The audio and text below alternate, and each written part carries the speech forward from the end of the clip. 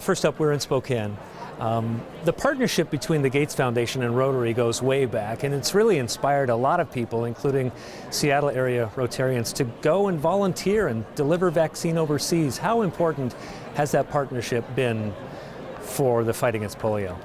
Well, Rotary was actually in this before the foundation was. They're one of the original partners back in 1988, and they play a lot of different roles. They've given a lot of money to the cause.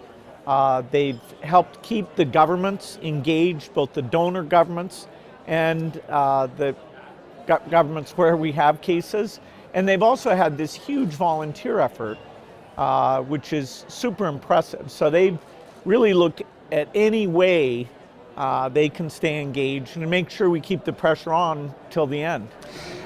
Your family has a long history of civic engagement in Seattle, and it's, your dad, and it continues through you.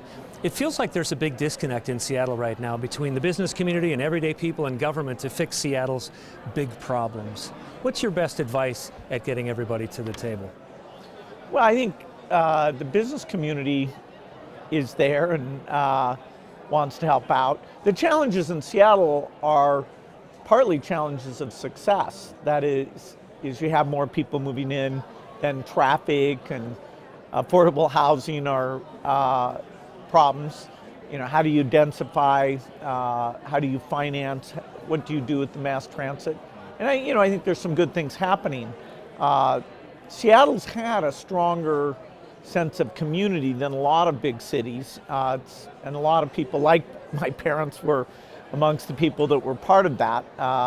Now myself, my older sister here in Spokane, my younger sister in Seattle, we're trying a little bit to continue that tradition. Yeah.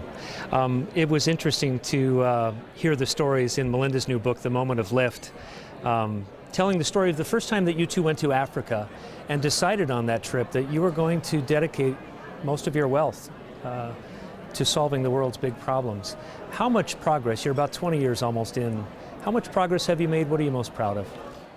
Well, the work we do for global health, which has as a key metric reducing the number of children who die who are under the age of 5, has been way more successful than we expected. The field as a whole has really come together, created Gavi to finance the vaccines, raised a lot of money to invent new vaccines. So when we got started, over 10 million children died every year. Now it's down about 5 million. So it's been cut in half. And the biggest part of that is these new vaccines for diarrhea and pneumonia, and then bed nets for malaria. So our global health work in some ways has had a more dramatic evidence of impact than our education work. But we're committed to both. Yeah. I think some people might be surprised that you actually drove your kids to school while you were CEO of Microsoft, and it was really a really honest telling of the story of the balance of power in your marriage with Melinda and how you two reconciled that. Was that kind of a turning point for you, and what was the biggest takeaway in terms of that whole dynamic? Well, Melinda puts more time into the kids than I do and does a fantastic job. She's great about brainstorming with me about what can I do with the kids that are interesting, would they want to go shopping, what kind of trips might they come along on. Driving the kids to school was always a great pleasure, although coming back down south on I-5 some days, it wasn't clear when to schedule the first meeting. When you drop the kids off at 8, can you make a 9 o'clock meeting or not? Anyway, Melinda's always been very creative, making sure we're looking at the family priorities and doing well on that. So it was a nice of her to tell that story. On the final stop of her book tour, you surprised her by having President Obama make a statement, and your speech was just really, really funny. You just killed it. Are you getting funnier as you get older, or are we getting to know you better now? Well, I'm a little more relaxed on stage, and I'd been thinking about, it was a very amazing thing that Melinda's book tour has gone well. The book has been very well received.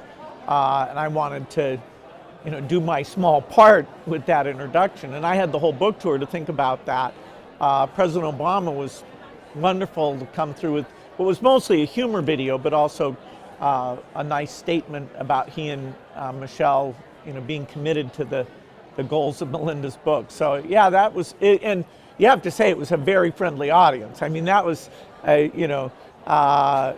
of an adult audience. That is about as friendly an audience as I think I've ever been in front of.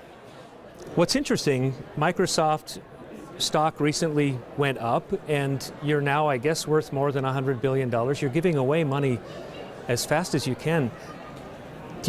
Is the plan still going to be to wrap up the foundation at the end of your and Melinda's lives? Yeah, within 20 years of neither of us being around, the foundation will spend its money. The biggest thing we're focused on, the global health work, we should be able to finish a lot of that work. And future people who are philanthropists can pick better what to focus on after we're gone than we'll be able to. Polio is an example of a disease we're trying to eradicate. But if you say, we'll be alive for more than 20 years after that, in 40 years, most of these diseases of the poor, infectious disease, we ought to have the tools to bring virtually all of them to an end. And so it makes sense that the foundation then, a lot of its capacity is designed for that particular task. We won't be around to pick the next task. Yeah. Do you ever sit there at night and realize, does it ever fully sink in, the good that you've done, the millions of lives that you've saved? Yeah, it's always hard to comprehend a big number like that. It's easier when you think, okay, I was in that ward, there were lots of kids dying of malaria. I went back 5 years later, the ward was kind of empty.